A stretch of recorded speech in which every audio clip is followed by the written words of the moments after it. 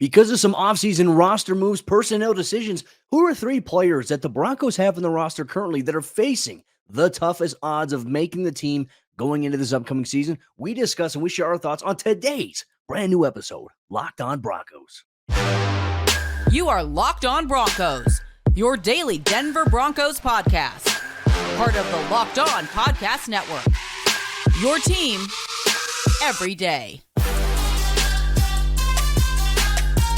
What's happening, Broncos country? Welcome into a brand new episode of Locked On Broncos, your daily Denver Broncos podcast, part of the Locked On Podcast Network, your team every day. Thank you so much to everybody in Broncos country for making us your first listen of the day every single day. Special shout out to all the everydayers out there as well. Subscribe or follow for free on YouTube or wherever you get your podcast so you never miss out on what's going on with your Denver Broncos. We have you covered every single day, all year long. I'm your host, as always, Cody Roark, Broncos reporter for Mile High Sports, joined alongside, as always, by my co-host, my good friend, Sayre Bedinger, site expert, predominantlyorange.com. Yesterday's episode of the show, one thing we talked about were three players who maybe are sleepers for the Broncos roster. But today, as organized team activities, well, not necessarily organized team activities, mandatory minicamp kicks off for the Broncos here in a 3-day stretch, Tuesday, Wednesday, Thursday. We're going to focus on some players at some positions where we feel like because of the moves that the team made this offseason, they have some larger odds in terms of making the roster this upcoming year.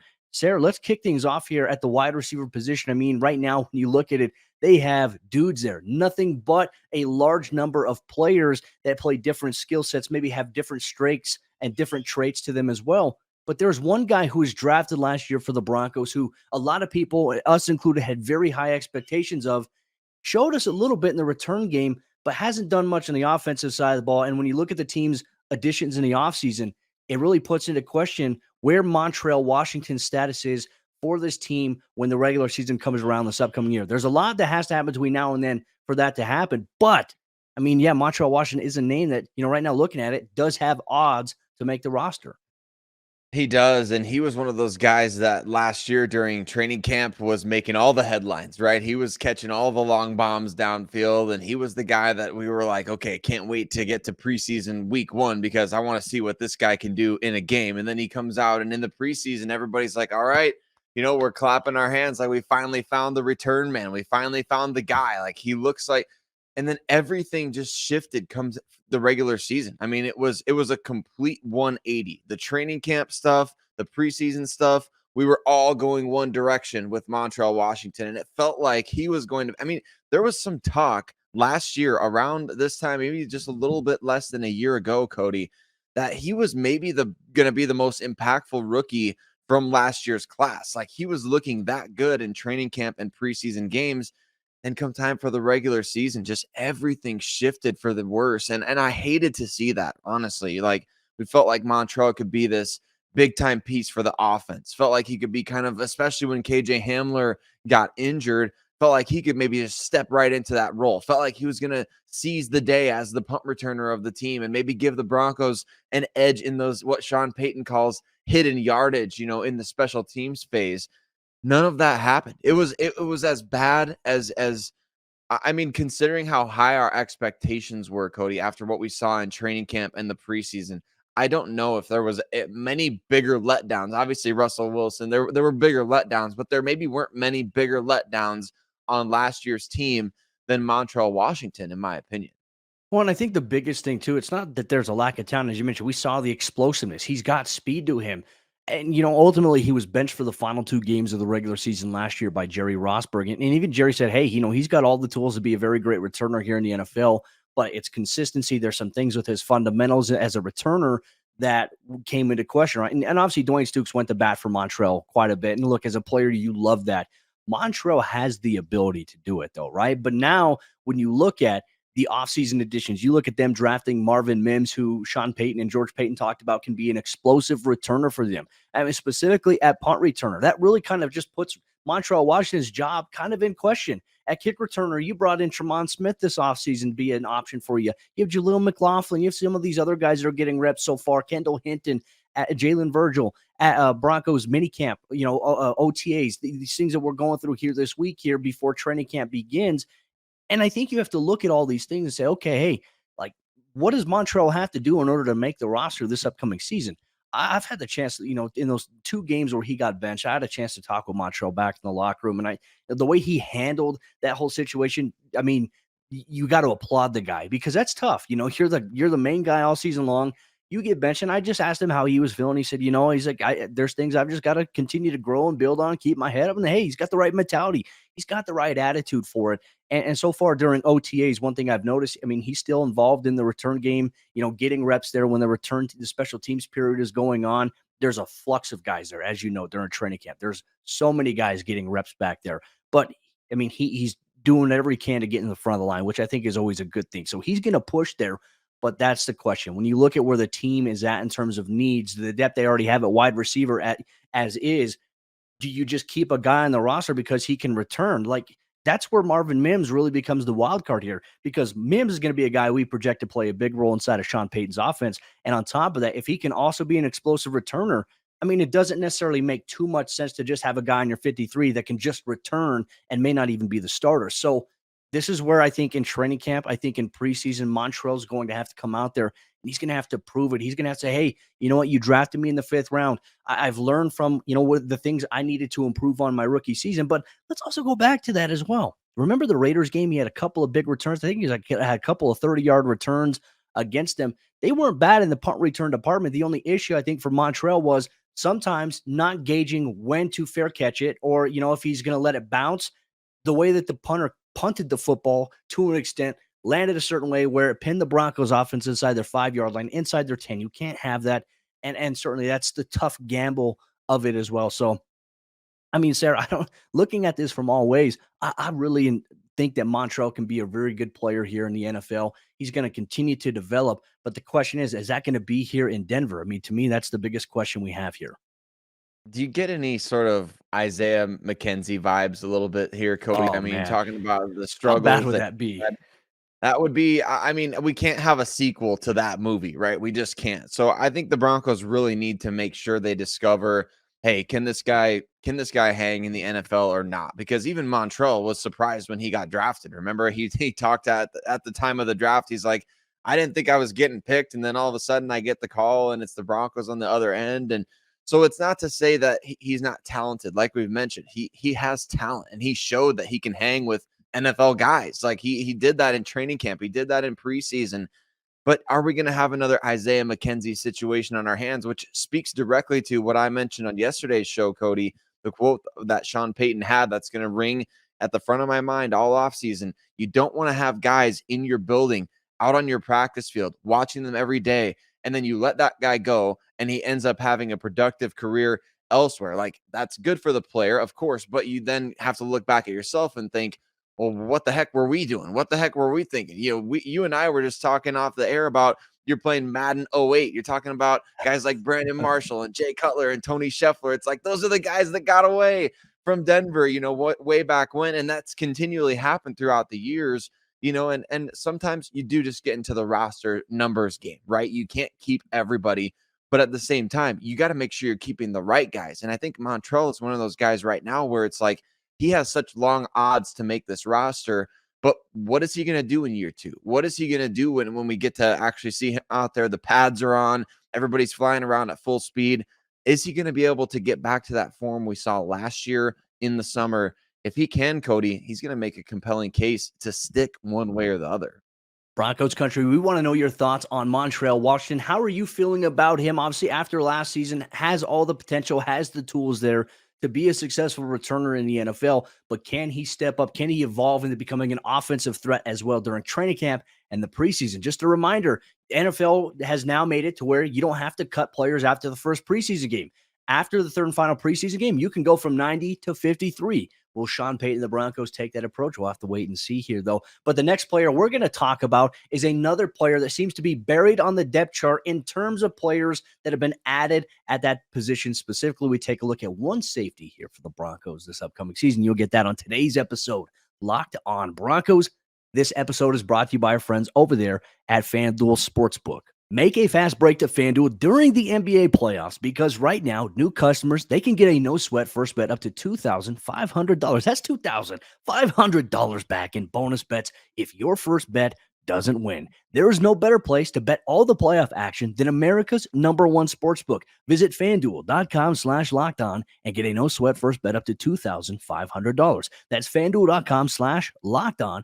FanDuel, official sports betting partner of the NBA. We've talked about the safety position quite a bit this offseason. The Broncos seemingly loading up there. But what does that mean for DTY, Delarrin Turner-Yell, right? Cody, the DeLorean, the Back to the Future, right? I mean, we're talking about a guy that last year we were talking, hey, maybe this is the Kareem Jackson replacement. Maybe this is the guy. He plays in the box. He does all these things. He played quite a bit of special teams as a rookie. One of those young players in Christian Parker's defensive backfield. Will continue to hammer that on this podcast. Why? Because you got one of your best position coaches working with some of your more talented young players. I think Cody, Delarrin Turner-Yell faces extremely long odds to make this roster, right? We've talked about Caden Stearns, the return of Kareem Jackson. You obviously got Justin Simmons out there. PJ Locke came back on a one-year deal. So where does this leave the DeLorean? Where does this leave Delarrin Turner-Yell? Where does this leave his roster chances? Because right now it seems like maybe there's just not quite enough spots back there at safety. Yeah, this is a great question. And I would say, like, in this situation specifically with Delarrin Turner-Yell, where I maybe struggle to grasp is like, what is the Broncos bringing back Kareem Jackson, PJ Locke, drafting JL Skinner? Is this like an indictment in their eyes on maybe the path and the development of Delarrin Turner-Yell, or is this just, hey, this is insurance? Now, to me, this is where we simply don't have that information. We do not know, right? But I think when you look at it from the outside perspective, you look at the moves that they made at safety, and they even added a guy like Devon Key in the offseason as well to a futures contract who will compete. Does this mean that they're down on DTY? I don't believe that's the case, but I mean, you have to see what you have there, right? I don't think you can go into training camp. I don't think you can go into the NFL preseason in any circumstance at any position and just say, okay, hey, you know what? We're just comfortable with these 4 guys here or these 3 guys, and the rest we're just going to roll with. For me, it's okay. What can DTY do in his second year? What did he do in his first year? Well, he appeared in 14 games for the Broncos this past season. Didn't play a single defensive snap for them in the regular season, but played 62% of their special team snaps. He had 8 total tackles on the year, Sayre. He had 2 fumble recoveries, which were big for the Broncos in some of those situations and where they had it. But yeah, you're right. Like when he was initially drafted, we thought to ourselves, okay, hey, is this the guy who's going to eventually replace Kareem Jackson? And at the time that he was even drafted, we said, okay, considering, Caden Stearns, some of his injury histories, is this a guy that's projected to maybe play alongside Justin Simmons in 2 to 3 years from now?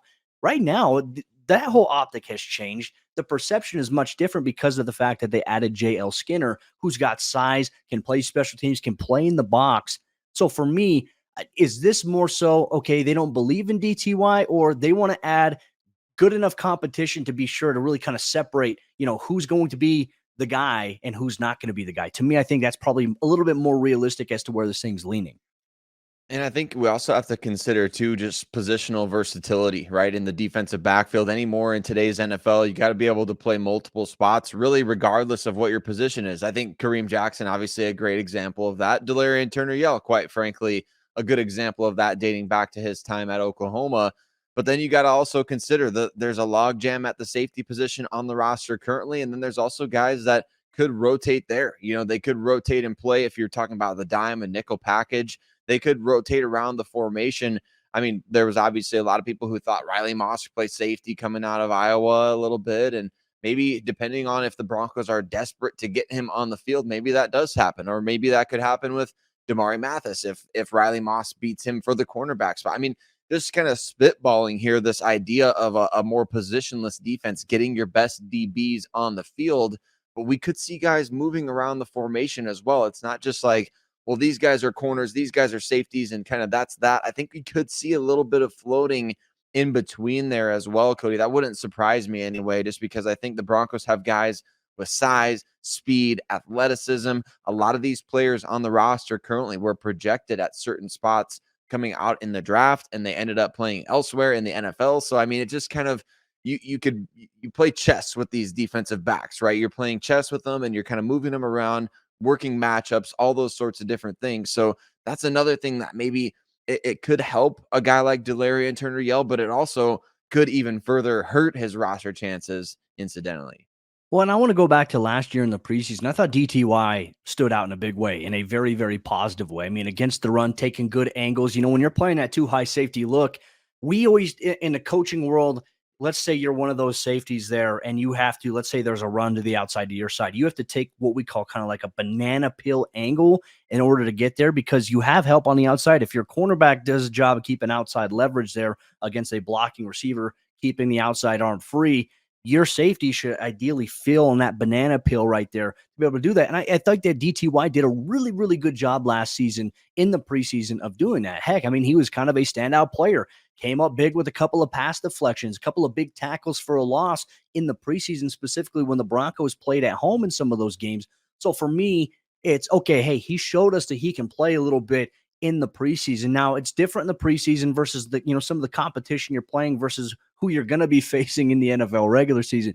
I think with the Broncos, a lot of these young guys got that taste when they played the Buffalo Bills and they're like, oh geez, Buffalo's playing their starters, Denver's not. And you get DTY, Damari Matthews, these guys going against Gabe Davis, Stephon Diggs, and Josh Allen. I mean, yeah, it's a little bit of an experience, but I think it's good experience to have. Can you play when the lights are brightest? And when you put on the helmet, when you put on the pads, it is different than when you're just at practice and, you're going through position drills, you're going through your team drills, you're competing against your own teammates. It's value. There's value to be had in the evaluation process there. But ultimately, for every single one of these guys that we're talking about, it comes in the NFL preseason. It comes when you're facing somebody that is not your teammate. How do you step up to the plate and maybe rise to the challenge there? I think DTY has the ability to do that. Now, I think the real big factor is here. Okay, when we're looking at the safety room right now, Justin Simmons, Caden Stearns expected to start for this team. It's easy to anticipate that Kareem and PJ are probably going to play a key role as rotational role players here on the defense. So where does that leave a guy like DTY? Where does that leave a guy like JL Skinner? That's where, in my opinion here, this is where we're going to have to see DTY hold off JL Skinner. This is where JL Skinner is going to have to rise up and maybe push a little bit. How does DTY respond to that? Because the Broncos did last season. Remember, in training camp, they moved on from Jamar Johnson, who was drafted before Caden Stearns was. So for me, it's not necessarily about where you go. It's about what you do with the opportunity. Doesn't matter if you were drafted in the third round, fourth round, whatever you may have. Can you play football? That's what Sean Payton and his staff is looking for. And how huge is the special teams factor going to now be for these guys? It's going to, it's always emphasized year over year, late round picks. You got to pretty much be able to play special teams right away if you want to crack a roster, right? Well, I think that's true for even second, sometimes third year guys that are drafted on day 3. Just like you said, Cody, Jamar Johnson got cut last year after a lot of people thought maybe he was one of the best value picks of that 2021 draft class for the Denver Broncos. So Jerry I don't even know if cooked him in practice. He did. They were jawing so it was crazy just watching Jerry and him jaw. Like Jerry can talk trash. I love that about it. That's one cool thing about being at training camp though, is you get to see some of those things. Yeah, you get to see those guys compete and be themselves, right? And that's awesome. I love it. And so I think that that's maybe going to bring the best out of a guy like DTY then, right? To see, hey, go up against a healthy stable of receivers like we've got now this year and show us what you can do on special teams. Show us that you're always going to be on your assignment and making sure that you're in the right place at the right time. Otherwise, it's long odds for it's no secret, no coincidence here, Cody. We've started off with 2 guys from that 2022 draft class, day 3 picks that even in round 5 kind of perceived as reaches in a way. Like nobody knew who Montrell Washington was when the Broncos took him. Nobody knew who Delarrin Turner-Yell was outside of our fellow Broncos fans who are also Oklahoma Sooners fans. So these guys were not on the radar really at all for any draft people. And it's like, okay, so now these guys are now entering year 2 in the NFL. It's maybe no coincidence. They're facing very long roster odds. So for both of these players, special teams going to be absolutely critical to making their way onto the 53. Broncos country, we're always eager for your thoughts. If you're watching on YouTube, comment on the video, like it for the algorithm, and interact with other members of Broncos country. If you're listening wherever you get your podcast, you can always tweet us at Cody Roark NFL, at Sayre Bedinger, at Locked On Broncos. But the conversation on today's episode of the show continues as we take a look at a player at the running back position. Yes, there's 5 players at that position in total right now. Who's going to separate themselves and who has the biggest odds to make the roster? You'll get that on today's episode, Locked On Broncos. Real quick, let me tell you about the Locked On NFL podcast. As training camp approaches in just about a month, Locked On NFL has you covered every single day with the biggest stories on the teams, what's going on around the NFL. You get a wide variety of different hosts sharing their opinions. Check it out, the Locked On NFL podcast, wherever you get your podcasts, or available for free on YouTube. With Javonte Williams making significant progress in his recovery from last year's ACL injury, the running back position had a lot of questions for the Broncos, and especially for fans of Broncos country coming into the season. But is there a battle going on there that Broncos fans need to keep their eye on? We'll talk about that, and we'll talk about which player maybe has the biggest odds of making the roster this upcoming season. Real quick, I just want to say thank you so much to everybody in Broncos country for tuning in, making Locked On Broncos your first listen of the day. Every single day, Sayre and I, we have you covered. Minicamp is going on Tuesday, Wednesday, Thursday. So after practice concludes, you can expect a brand new episode of the show as we recap what's happening in Dove Valley. I'll be there in attendance to watch practice. You get all that recap, much more here. You don't get that experience anywhere else. Short, sweet, to the point, and objective coverage of all things orange and blue. Locked On Broncos.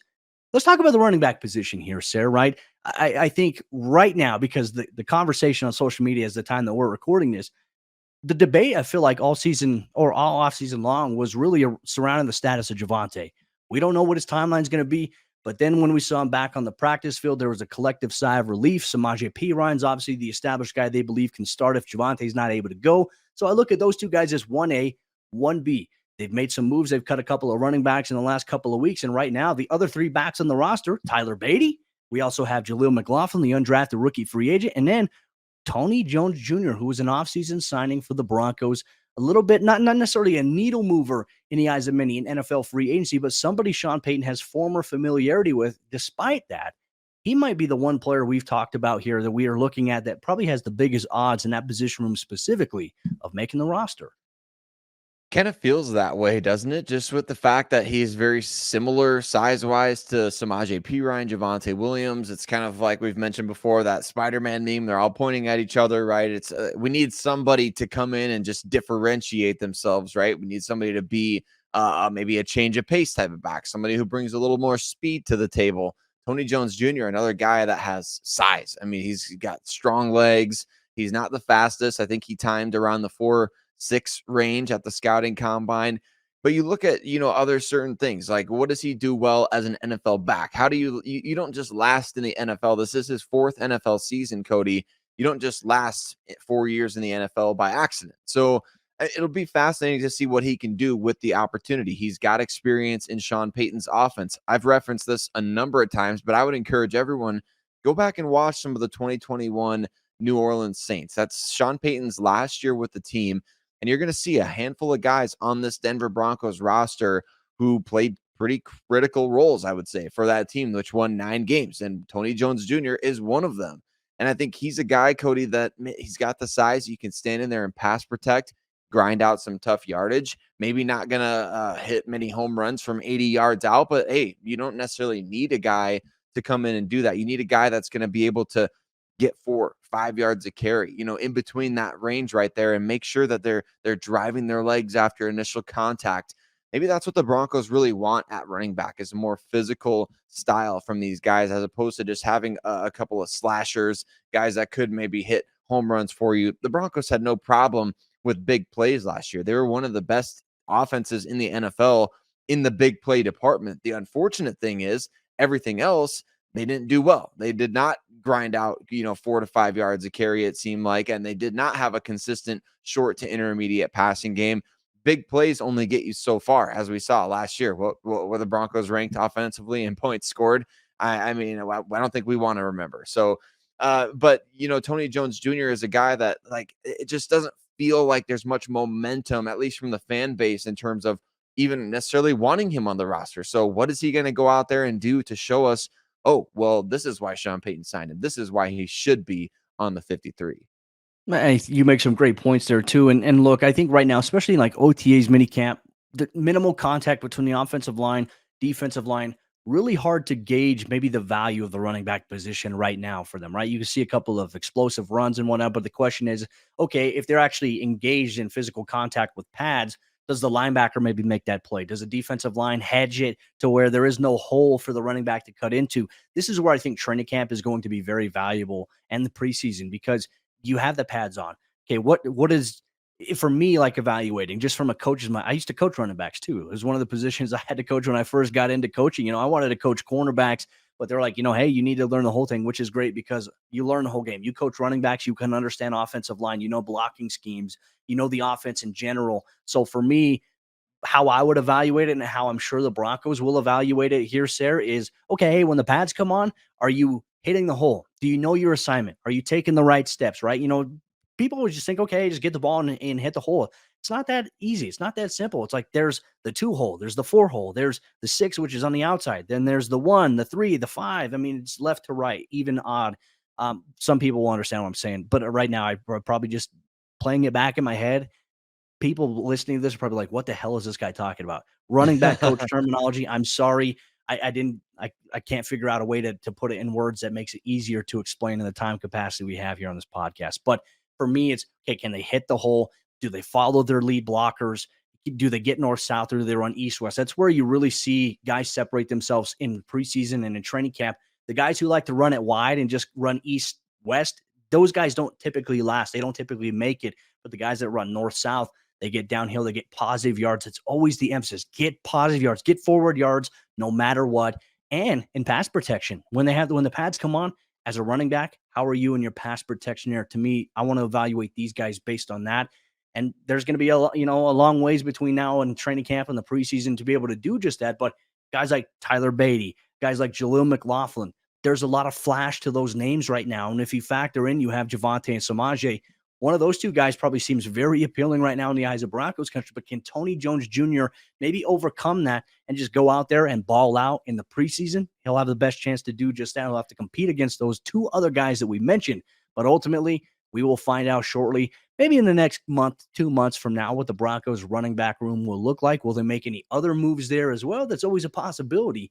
But one thing is for certain, we'll have you covered here every step of the way, every single day here, the Locked On Broncos podcast. That will do it for today's episode of the show. Real quick, Broncos country, just want to say thank you for taking time out of your day to listen to us, to watch us talk all things Denver Broncos. Your engagement means the world to us. So if you're on YouTube, make sure you comment on this video, share your thoughts on this episode and the topics we discussed, and interact with other members of Broncos country as well who share their opinions. It's always great to have that conversation, that dialogue going on there in the comment section as well. But for all you everydayers out there, Sayre and myself will be back tomorrow for a brand new episode of the show as we recap what's going on at Broncos mandatory minicamp, any of the top storylines, Tuesday's practice, Wednesday's practice, Thursday's practice. You get all that recap and more here. The only place to be, that's Locked On Broncos.